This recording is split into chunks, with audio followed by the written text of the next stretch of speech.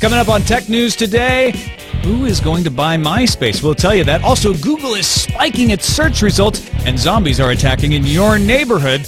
We'll tell you how to avoid them. All that and more coming up.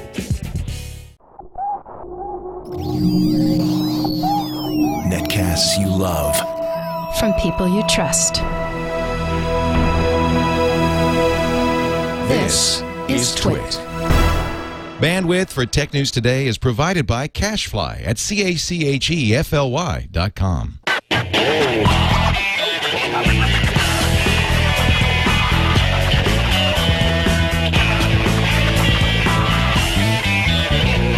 This is Tech News Today for Friday, February 25th, 2011. Tech News Today is brought to you by MailRoute.info. MailRoute is a secure hosted service that provides enterprise-grade virus and spam filtering to companies of any size. Try it right now, absolutely free, at MailRoute.info. Welcome to Tech News Today. I'm Tom Merritt. Hi, I'm Sarah Lane. And this is the show where we kick around the tech news of the day and try to make sense of it for you. We give you the stories behind the stories. We give you the truth, unvarnished. You can handle without the truth, polish. Tom. Don't act like you're... Don't quote Tom a few good men at Cruise. me. I already did. You know who can handle the truth? Who? Iyaz Akhtar from Yeah. PCMag.com. That guy knows his truth. I know the truth, and I still don't know how to handle it. I think Tom's totally wrong on this one. Sorry. Can't do it.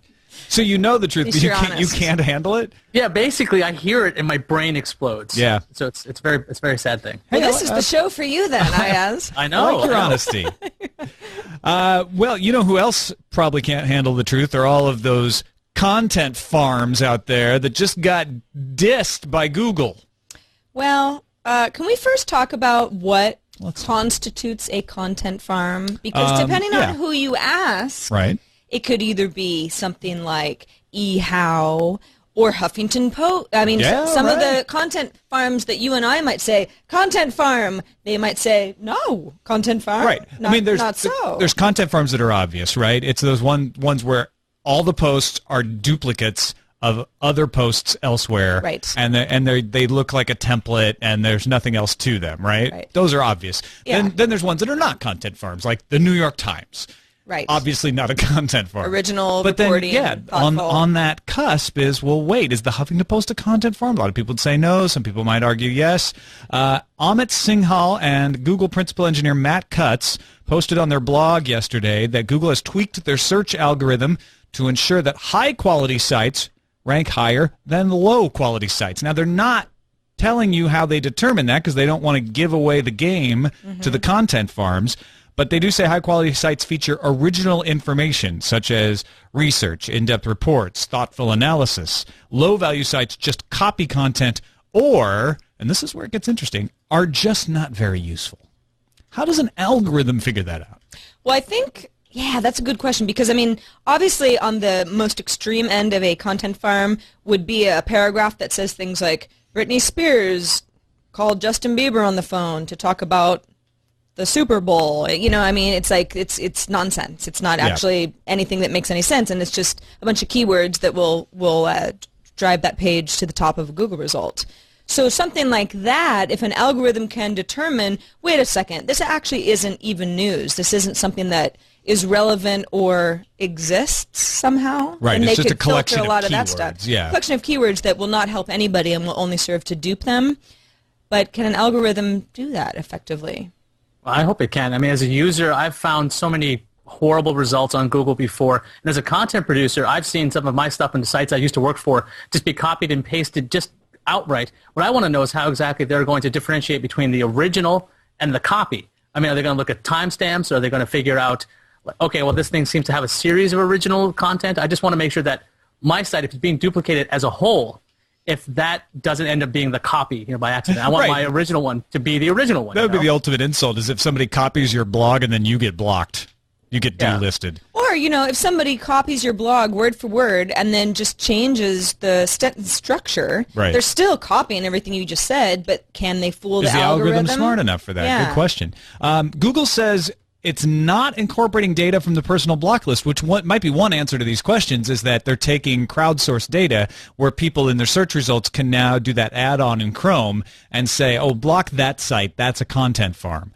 They are not using that data, probably because the personal block list is still in beta. It's just something they're testing out. Although they do say when they compare the results of the algorithm with what's happening on the personal block list that people are using, that they compare fairly favorably. It's a good way to determine how who is using the personal block list extension in Chrome and why. Because obviously this is the sort of thing where if someone's trying to game the block list itself and a bunch of people get together and say, the New York Times is such a content farm, Right. you know, I mean, Google's going to have to be watching that closely saying, wait a second, those results are skewed. Right, it's we a good have to double throw check. that data out. Yeah. So, Because all the content farms can sign up and use the block list. and they're the ones who try the hardest, quite Oh, yeah, frankly. absolutely. So, got to watch out for those content farms, whoever you are. Hey there, Iyaz, you in the market to buy a social network? Because MySpace is now officially on the block. Woo! Yes, I think there's, 20 different companies out there that are actually willing to buy MySpace. News Corp just put it up for sale,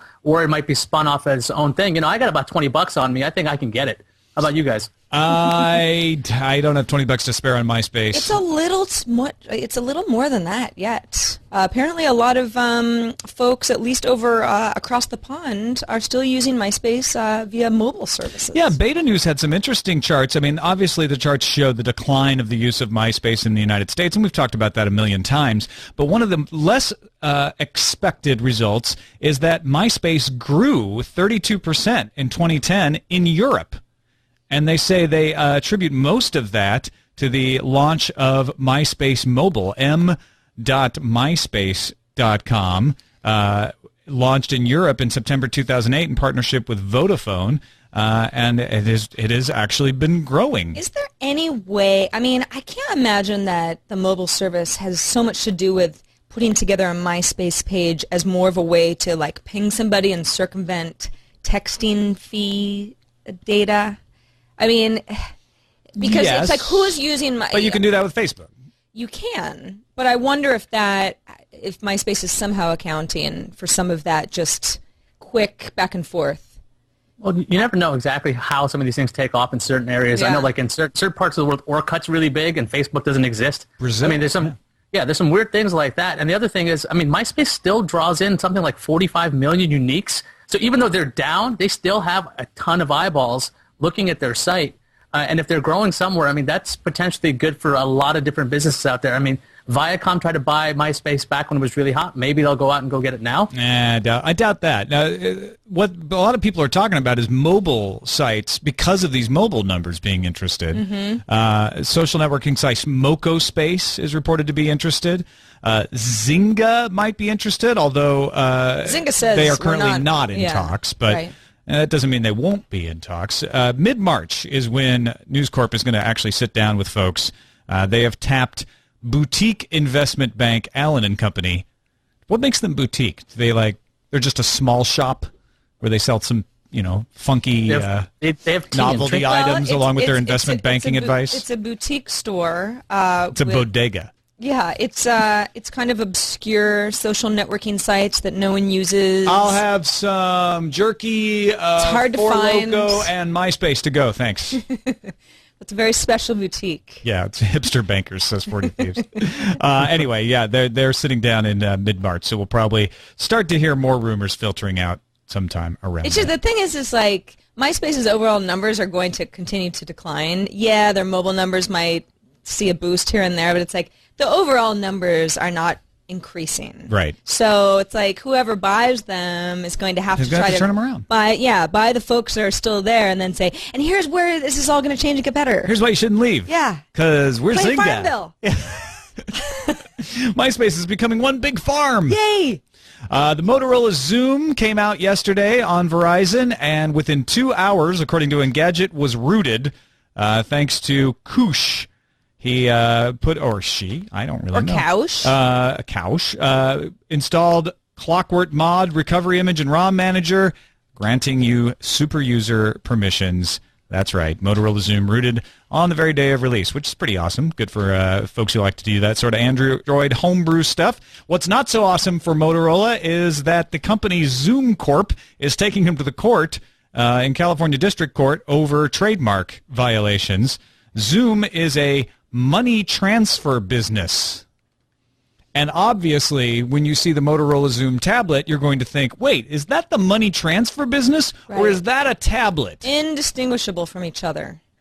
Money transfer and tablets. Motorola also bought the keywords for Xoom, so if you went and searched for it, you'll see Motorola. So the company Xoom is very upset about this. They're claiming it'll cause confusion, and I know everybody sees that phrase. That's the legal standard. That's why they have to use the phrase causes confusion in the marketplace. I don't think there's a single person, a reasonable person, who's going to think Motorola Xoom with those crazy ads, that's a money transfer service, right? Nobody's going to think that. Right. I mean, if it were, I mean, they have a website, right? They do have Xoom.com. XOOM belongs to Xoom Corp, the money transfer service.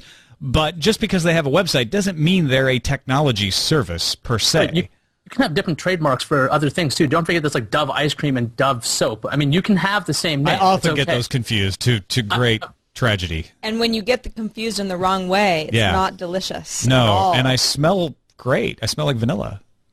Yes. I mean, it's not really that, Iyaz, you bring up a good point that it's like they have to say it causes confusion. It's not that anyone's going to be confused. It's that Xoom, the money transfer service, wants the brand recognition that they won't have because everyone will now equate it with that Motorola tablet. That's what they're worried about, not that people are really going to confuse the two. Yeah, they're not going And to. I see their points. They're going to think that the Xoom Corp maybe isn't a money transfer service. They'll just assume when they see the name that it means the tablet. Right. That I guess that would be their argument, Iyaz? I mean, I could sort of. I mean, I think they just want to get some money out of Motorola, just flat out. That's probably what they're doing. And they're probably going to get a licensing fee just because Motorola doesn't want to deal with this. They already brought out the Xoom, and they don't have time to deal with this. I mean, don't forget, I think Apple had iPhone, but Cisco actually had it first, so they had to pay them off too. Yeah. I mean, it could just be. But Cisco never took them to court. Apple just gave them the money. Right. Because that was actually a phone that Cisco had. It was a VoIP phone, but it was pretty clear that could cause confusion. Right. That has a greater chance of confusion. But in this case, I'm thinking this is a simple, can I have some money kind of thing. Yeah. So that's what I think is going to happen. Do you think they're going to get any? Yes, I think so. I don't think Motorola has the time to deal with court? this. They'll just say, look, we'll pay you some hush money. Yeah. I would totally expect an out-of-court settlement that we won't know any of the details of, and Xoom will kind of enjoy their money transfer because they're going to be receiving money. So good for them. Huawei Technology is a big Chinese communications company, and it has been trying to take over companies in the United States. They have a United States division, Huawei USA. Apparently, they tried to buy 3Com, the network equipment vendor, back in 2008. Well, no, they tried to buy 3Com back in 2008 and were forced to abandon it because the United States objected. Now, recently, they tried to buy 3Leaf, which you just mentioned, and the United States administration again opposed Huawei taking over because apparently Huawei's founder, Ren Zhengfei, once served in the Chinese Army Engineering Corps. So obviously they are connected to the Chinese military and will steal all of our secrets. Yep. So even though Huawei, the chairman says there's no evidence that we violated any security rules, if the U.S. government has concerns, please investigate us further. We've got nothing to hide. They're still not able to buy the companies that... Right. They got so frustrated with this, they wrote an open letter saying, investigate us. Yeah. It would be like, the person at the TSA who just, finally gets frustrated and is like, strip search me now. Go ahead. So I have nothing to hide. So is the U.S. should do this then? Go investigate them. See if you're right. If the U.S. claims that this company there's some sort of underhanded dealing going on, then they would want to prove this, right? Instead of just saying, we think maybe there's something underhanded going on, so you should Seems be able genuine, to buy right? a company. Yeah. Do it. If they must have nothing to hide. I mean, Well, we've got an unlimited budget.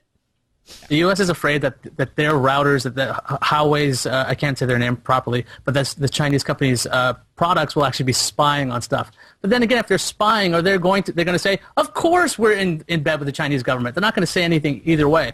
So whether the United States government decides to investigate them or not, I mean, what else would this company say? I mean, they have to say that we're being honest. They wouldn't have to write an open letter Right. saying, come investigate me. Yeah.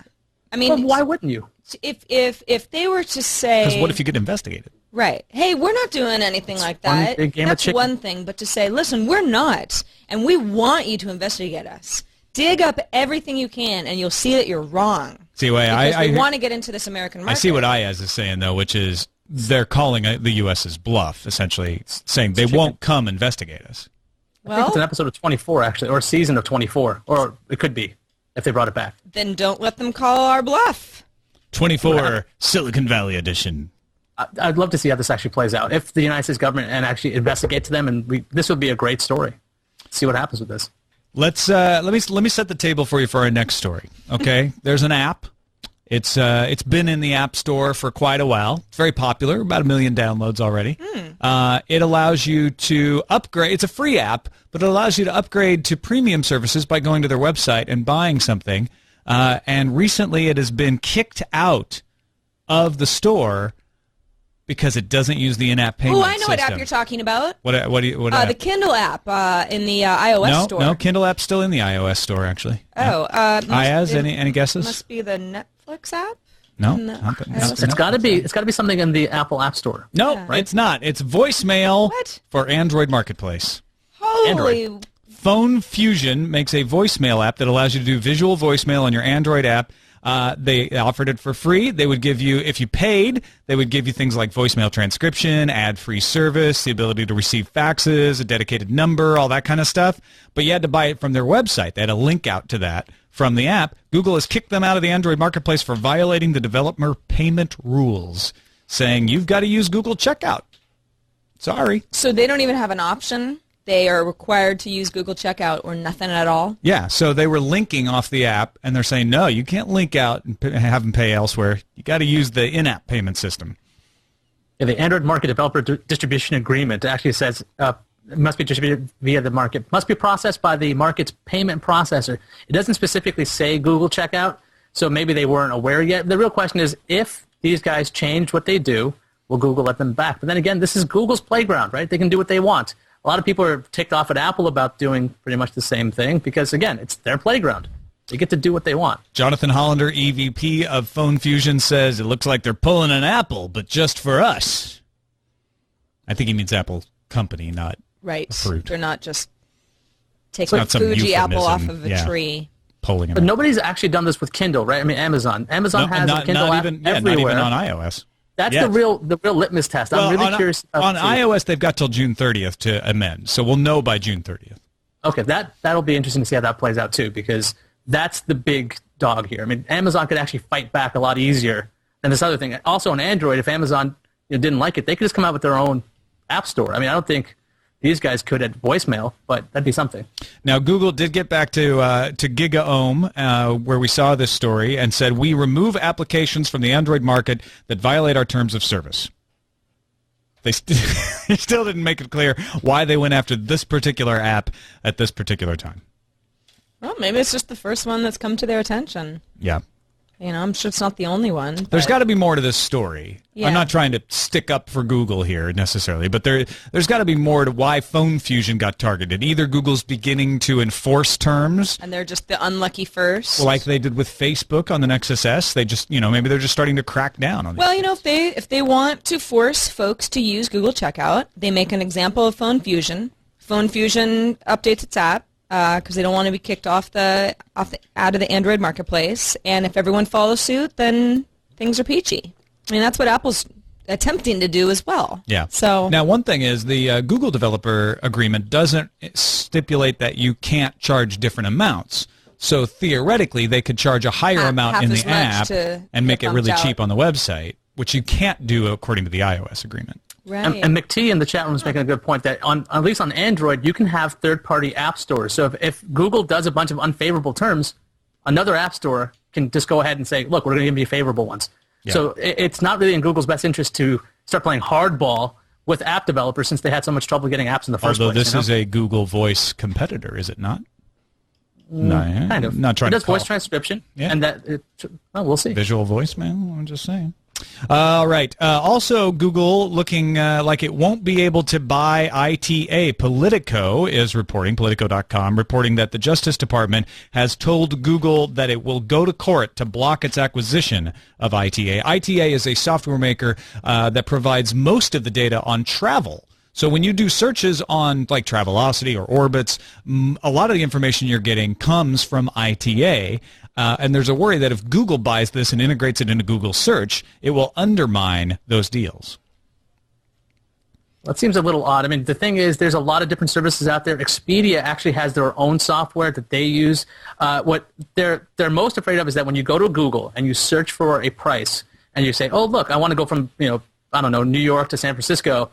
Well, you're going to just stay on that Google page, and then Google's going to reap all the benefits. The other thing is Google's saying they are not going to start selling tickets, so these companies will still be able to make money. Expedia will make money. Orbitz will make money. It's just they want to buy ITA. Now, Bing just announced something called Price Predictor, which gives you flights, prices, and predictions on whether the price will go up or down right from the search box. You don't even have to press return. You just say SFO to STL, and it will give you not only what the fares are, but the price prediction of whether that price is going to go up or down, which helps you decide whether to buy right now. In fact, I'm in this position. I got to fly to St. Louis in May for my nephew's graduation, and the prices are a little high, so we're hoping they'll come down. This is exactly what I want to see.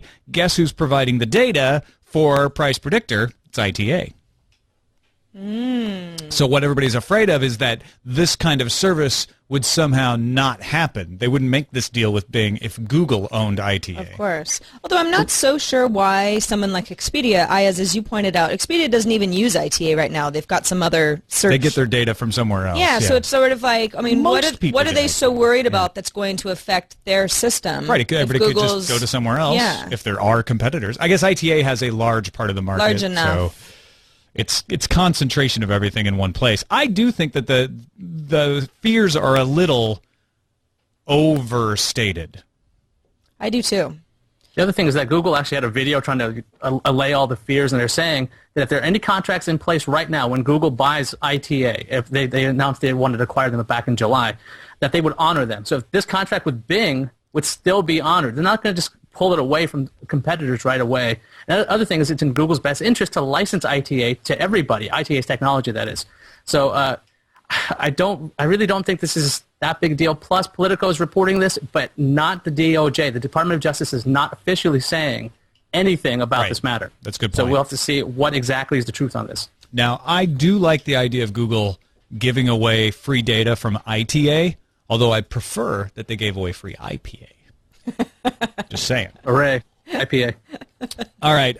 Spoiler alert, everyone. We're going to reveal who's going to win the Oscars. Oh my gosh, Tom, don't do this. I've got an Oscar party on Sunday. I don't want you to. You can win. You can be the smartest person in the room. You'll be able to call it every time because a service called TweetBeat. People go to jail for this.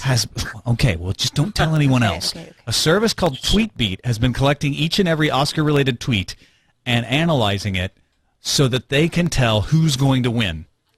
The King's Speech has been getting 31.4% of the mentions. That's the most mentions of any film nominated for Best Picture. Yes! That means King's Speech is going to win. Well, I hope that TweetBeat, by the way, that term was coined by Martin Sargent. Was it now? Yes, TweetBeat on the show This Week in Fun was around before TweetBeat, the Twitter service, was. That said, not the point. I am excited if the King's Speech beats Social Network. Even better, Natalie Portman, 54.5% mentions. Well, therefore, Best Actress. I think that's a lock. If it was 75, I wouldn't be surprised. Colin Firth, 56.4% Best Actor. So let's see. A service that monitors Twitter is saying that the Social Network will not do well. So there's already an inherent bias of Twitter users against Facebook. Here's the thing that's really funny you about think Twitter this? users hate Facebook? I do. So I assume there are people like me. Wait a second. Hold on. Hold everything. I'm a Twitter user, but I'm also a Facebook user, and I hate neither. I have my Twitter you posts. have a Facebook account. Don't try to say that you don't. You totally do. I know. But you I'm hate just saying it? that I don't like Facebook as much as I like Twitter because Twitter just, at least when people write drivel on Twitter, it's short. There's no drivel limit on Facebook. I feel like they're becoming increasingly hard to compare to each other. Twitter and Facebook, two different beasts. Okay, but can we talk about for a second? So TweetBeat, so many folks on Twitter seem to think that the King's Speech will win Best Picture. How many of those people are in the Academy that can vote? Yeah, see, now this is not a, this is one of those things where 3. Twitter as in aggregate Yes. shows the trends of the world, right? It's that crowdsourcing So thing. this is assuming that Right. folks in the academy are paying attention to the general wave of popularity. That whatever's popular in the Twitterverse is also going to be popular in Oscarland, which apparently is proven to be correlative. Not causative, obviously, but it's that generally what's popular on Twitter has proven to be true. Just the way, like, whatever wins Golden Globes or other SAG awards, those things, if you look at all of that, Sure. those tend to predict who's going to win the Oscars. So it's not that far off. Well, if TweetBeat gets all of this stuff right this year, then we'll know that the robots are taking over. And Twitter will predict the next election. Yes. As well. That's Cool. On to the news fuse.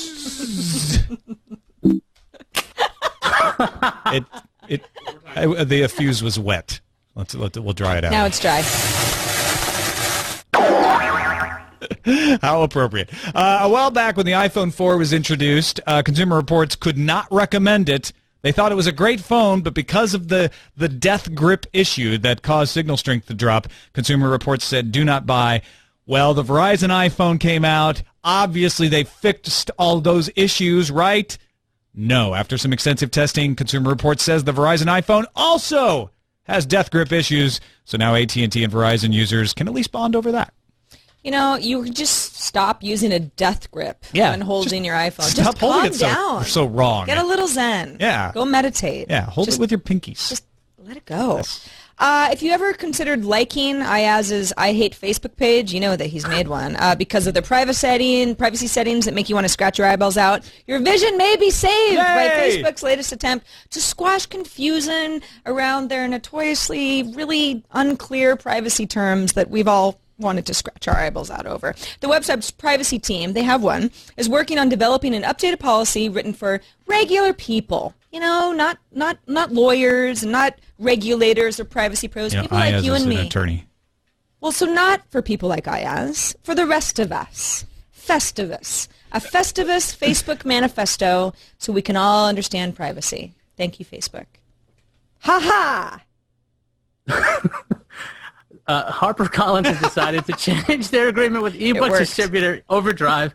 They forced Overdrive, which is a main ebook distributor for libraries, to agree to terms so that HarperCollins ebooks will only be licensed for checkout 26 times. Librarians have blown up over this, calling for a boycott of HarperCollins, breaking the DRM on ebooks, basically doing anything to let HarperCollins and other publishers know that they consider this abuse. They should do this with real books, too. You can only check that book out 26 times, then you have to burn it. Well, why 26? Like the letters of the alphabet. Why not 23? It's a more mystical number. Bendable microchips? What?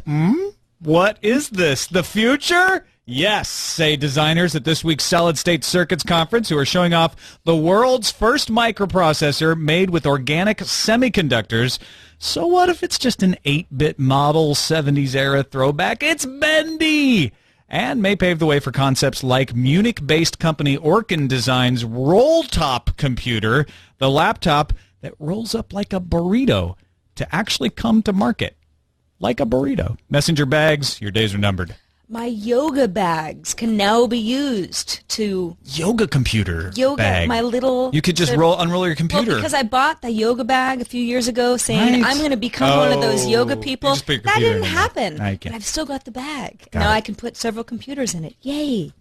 The Android market now has ebooks available to buy at market.android.com/books. There are about 500 titles available right now. Also, if you play with the URL and replace the word books with music or movies, it still takes you to the Android market. Wow. Try other words and you get a 404 error page, so, put two and two together. More evidence that Google might get into the downloadable movies. Or the Musies business. Or the Musies or the Movic. Movic business. It's from Musies. I don't think that's going to work, actually. It's 404, but they're probably working on it. It's on all musicals all the time. PayPal has reinstituted the account of nonprofit Courage to Resist, a group raising money for Bradley Manning, but PayPal says his association with WikiLeaks had nothing to do with the initial blocking of the service to the nonprofit. It was just a, quote, technical procedure due to the fact the organization was not operating under PayPal's terms of service. Nope. Nothing to be paranoid about at all. Nothing to be paranoid about. Nope. Also, nothing to be paranoid about is Bing's friendship with Facebook, which is allowing them to one-up Google. Earlier this month, Google announced it would add links, photos, and relevant web pages from your friends to Google's normal search results when you're logged in. Bing just announced that they'll do the same thing with one extra data point from Facebook. Google and Facebook are not friends right now, so Google gets none of their data. Their status is complicated. Yesterday we mentioned how police raided hacker Graf Chocolo. I haven't actually asked Chocolo. the hacker I would say Chocolo. what they But who prefer. knows? Okay, Chocolo's house. On behalf of Sony, and Graf Chocolo responded by releasing everything he knows about reverse engineering Sony's hypervisor. As you might imagine, Sony didn't really take to that and reacted by demanding the hacker remove the link to the hypervisor information and pay 1 million euros. That's a lot of euros, actually. Sadly for Sony, that won't do anything for the now infinitely copied zip file of hypervisor info. So Yeah. pay up. Pay 1 million euros. Universe. It won't get rid of the data, No. which is already out the barn. Yes. All right, finally, Boing Boing points out that Mike Lacker's Street View Zombie Apocalypse is out. If you go to wondertonic.tumblr.com you just go to wondertonic.tumblr.com, look for the post. Street View Zombie Apocalypse allows you to enter your location. So any location, doesn't have to be your current location, but any location you want for Google Street View, and then immediately little zombie markers will show up on the Google map and start chasing you in real time, and you have to navigate using Google Street View's arrows to get away from the zombies. Oh, how fun. So you learn a little bit about geography, but it still kind of brings in that cool, hip zombie factor. I lasted 20 minutes without getting attacked, and then I was like, you know what? I really need to get back to work. So I stopped and allowed the zombies to attack me, and then they didn't get me. Do you know what this means? What? Tom's a zombie because zombies don't attack other zombies. Ever thought of that? I think I need to leave. Run! Burke! Get out! Save yourself! I'll finish the show! I'm not a zombie. No, I did try this out too, and I ran right for the zombies first thing. 41 seconds later, they killed me. So you can be killed. So maybe Tom really is a zombie. It depends on the neighborhood, right? So what I did, because our neighborhood is really hard to maneuver around in. It's one of those old 60s suburbs where they made it really hard to get from one place to the other. So once I got on a side street, the zombies couldn't get to me. Then I ran over to Highway 101, and they couldn't get on the exits. I was just running up 101 like, ha-ha, suckers! Well, you know, what was that, what was the latest AMC show about zombies? Walking Dead. Yeah. There aren't any zombies on that highway either. So moral of the See? story, stay on the freeways. You'll be fine. That's a good lesson. That's Lesson learned. Right there. Let's move on to the calendar. All right, the world's first robot marathon is getting off to a slow start and will likely stay that way. It's actually a 4-day or so, 26-mile or 42-kilometer race called the Robo Mara Full. It's put on by a Japanese robotics company, V-Stone, in Osaka, Japan. So 4 days. That's like a cricket match. mechanized competitors walking slowly, zombie-like, perhaps. They're very small robots. That's why. Yeah, so if you're into that sort of thing, definitely check it out. The Nintendo 3DS is set to launch in Japan tomorrow. Yay! If you're in Japan. Let's Talk is going out in a blaze of glory, and this is kind of interesting. So it's selling Atrix 4G and laptop dock, the bundle, for $250. $250 because their AT&T partnership is about to end, so everything must go. You know what? I was tempted to buy this, and then I realized $500 was too expensive. $250. That's reasonable. That is quite a price cut. I might have to get in on that action. Yeah. So there you go. Now you know. Sony has slashed the price of the PSP to $130 starting on Sunday the 27th. So go get one or wait for the NGP. Whatever. Yeah, Price drop. They're obviously trying to get people to keep buying it. Yeah. The Windows Phone is arriving on Verizon March 20th, according to Win Rumors. Who here believes that? It's a rumor. I do.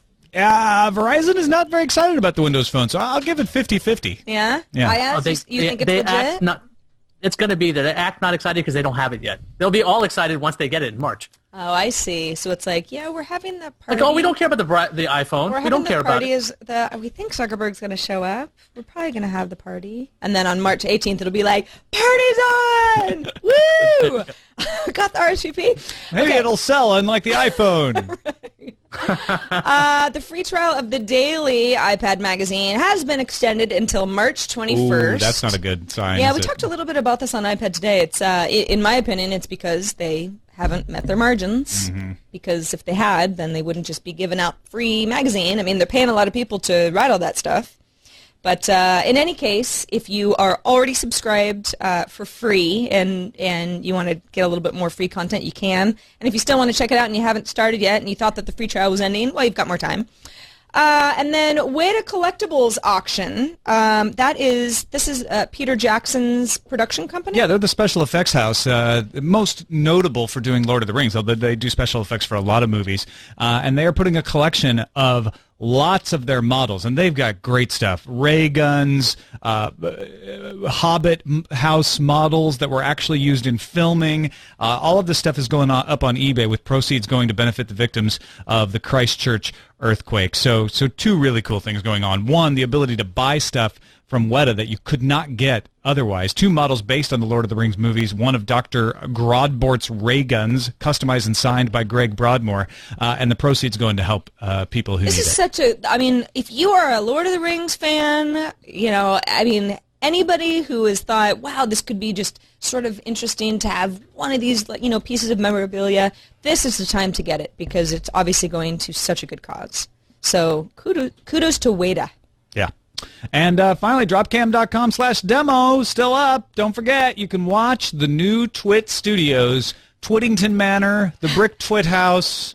We're not calling it Twittington Manor. Come on. No. Please.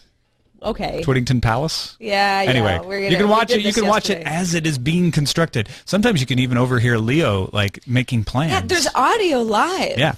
So it's not just like the old netcams of years past where it was like a new updated image every 20 seconds. It's live video, and you can hear when someone says something inappropriate. We've got little pieces of paper plastered all over the new studio saying, don't say anything. That's why the workers are very quiet. Yeah, the workers just have tape over their faces half the day because they're like, I don't want to. All of a sudden, my bank password number is just going to come out of my mouth. But no, it's really cool. I mean, whether you're listening or not, it's so cool to watch this get put together. And I mean, I got to be honest, from the first time that Tom and I saw the floor plan, things have really moved along. No, it's looking good. It's coming together for sure. All right, on to the emails, TNT@twit.tv. We got one from Dimitri. He's the guy who wrote the TWiT Windows Phone 7 app. He is an avid TNT fan, but he's taking me to task. He says, Windows Phone 7 update, worst update possible ever? Really? You mean iPhone updates never caused update issues to phones? He included a link to a thread from, I think, 2008.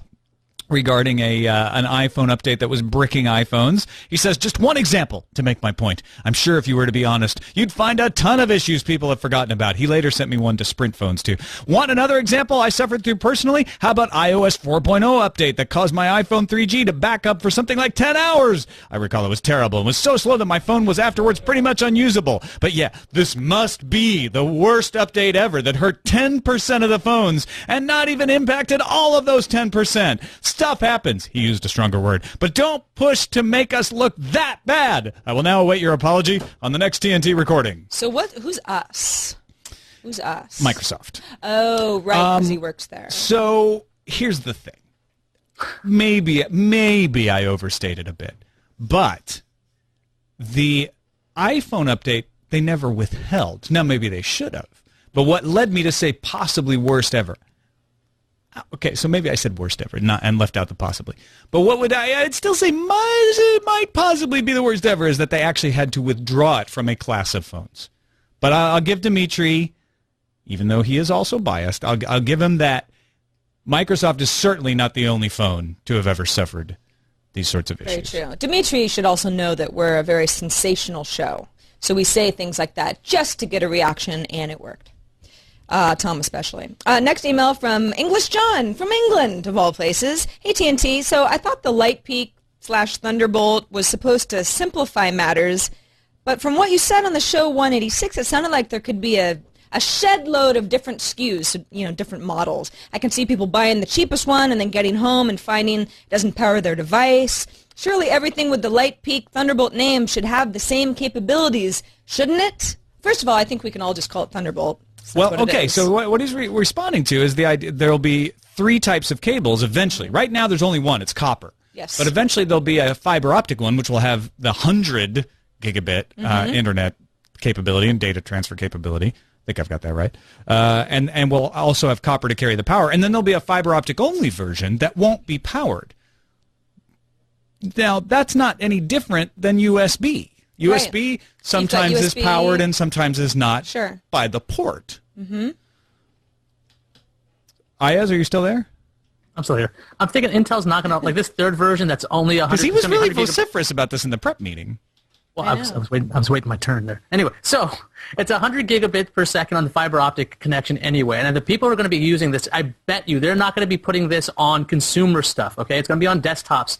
It probably wouldn't be on something like a laptop where you need some bus power. Because once Intel trains you that your little Thunderbolt thing is going to have enough power to run a hard drive or a RAID or any of that stuff, they're not going to change that. And there's no way on earth, unless there's the dumbest company out there, I don't know, like a laptop manufacturer that decides to put this on a laptop. You're not going to see this. I don't know why. I think that was a mistake. I'm not sure why you just got sad trombone. Sad trombone or my point? No, the sad trombone. I think the 100 gigabit fiber optic will only be on business applications or desktops where you can actually plug in. You're not going to see that on laptops. So while it could cause confusion at first, I think in the actual practical implementation, you're not going to see that. Now, I agree, but it could lead you to buy the wrong cable, right? I mean, with USB, you buy the same USB cable whether the port's powered or not. But with Thunderbolt, there'll be different cables. Will they have different end configurations? And then you'll be like, it'll be like FireWire. FireWire has different end configurations. Sometimes you can have a FireWire cable and it won't work with your FireWire port. Yeah, but I mean, with USB and USB 2, I see a mini USB and regular USB. I mean, it's somewhat interchangeable. I think it's gonna confuse some people. I don't see that being avoidable completely, but the more informed you are about the way that these things work, the better. Keep listening to our show. That's right. All right, Iyaz, we'll make up for the sad trombone by letting you read the last email. I expect a gong at the end of this one. From Gary B. Hello, Tom and Sarah. I question the requirement to return the Xoom for upgrades to LTE. Shouldn't the Xoom be backward compatible with the 3G system? Why isn't Motorola shipping a dual-band unit? What happens if you are in a non-LTE area with only 3G? Great show. Keep up the good work. This is a really good question, Gary. Ars Technica has an article today about iFixit showing how simple it is to replace the chipset so that it can handle 4G. It takes about 10 minutes, and they're questioning why you have to send it back to Motorola. Why can't you just take it into a Verizon office and have somebody do it really quickly for you back in the back room? But even then, when you get the 4G, presumably it still works even if you're not getting 4G access, right? Sure. So why wouldn't they just put 4G in all the tablets to begin with? Is it a supply chain error? It must be. Because, I mean, as we talked yesterday, even though they're doing everybody a favor, really, by making it as painless as possible, you've got to lose the Xoom for a minimum of 6 days. It's still, they're going out of their way to pay for all the shipping and blah, blah, blah. But it's still an inconvenience, and they wouldn't do that unless they absolutely had to. I mean, they had to put the Xoom out before the iPad 2. So that's where all of this came from. But why not? I don't know. I still think the Xoom is vapor hardware, and it's actually shipping. Yeah, they rushed that thing to market. I mean, it doesn't have flash like it was supposed to. It doesn't have the right modem in it. They just wanted to get this out as soon as humanly possible. And even if it causes these little blips, I mean, I guess they don't care. All right. Before we wrap up, I do want to mention I have come to the end of my Bing experiment as of today. Was that 30 days ago already? I have finished a month of using Bing. Which you were doing to see how results... My default search engine. It doesn't mean I never used Google. It doesn't mean I used Google and Bing every time I searched. I made Bing my default search, so when I went to my search box, I searched in Bing. Have to say, with only the exception of searching for news, had no problems. Ended up living in Bing just fine. Okay, well, let me, keyword being news. News is something that's very important to you because it's your job. Yeah. So what do you mean by saying the exception When I was of news? looking, okay, let's say I saw a news story, decided not to include it in TNT, and then changed my mind. Yeah. And okay, I got to find that news story again. If I searched in Bing, a lot of times it didn't come up. And I would have to go to Google's news search, and then it would come up immediately. Interesting. But for general searches, Bing was great. Huh. There are differences, and I realized that in the early weeks, my problems with Bing was I'm used to searching in Google, and you have to learn a different way of searching to get the right results out of Bing. Very subtle differences. Yeah, I'm sure half of your, this isn't coming up is a habit. It was just I had adapted over 10 years to how Google works. But overall, I will probably go back to using Google because I'm more comfortable with it. It does the news search correctly. Yeah, which is a big part of your day. If anyone else is, I don't know, had a similar experiment and results or something different, or have noticed something that either Google or Bing is lacking, or any of the other browsers, really, we'd love to hear about it. TNT. I've actually used Bing. I like their image search is really good, and their video search is actually, I think, way better than Google's right now. Yeah, I've had a couple of videos where I searched in Bing and they came up great, and there were things I had trouble with in Google. Matt Cutts from Google actually on Twitter said, "Give me examples. We want to improve it." So I gotta find those examples next time I do that. Next time I have something come up in Bing, I gotta try it in Google so I can give that to them. But I agree with you there. Hey, Iyaz, Akhtar, great to have you on the show again. PCMag.com if you want to find Iyaz's work, and you've got your own podcast as well, right? Yeah, you can go to thisoldnerd.com, and I think this week we show you how to build a PC from the ground up. It was with our friends from Hot Hardware, so thanks a lot, hothardware.com. Twit.tv/TNT is our website. You can give us an email, TNT@twit.tv, or give us a call, 260-TNT-SHOW. That's it for this week. Thanks for hanging with us. We will be back on Monday.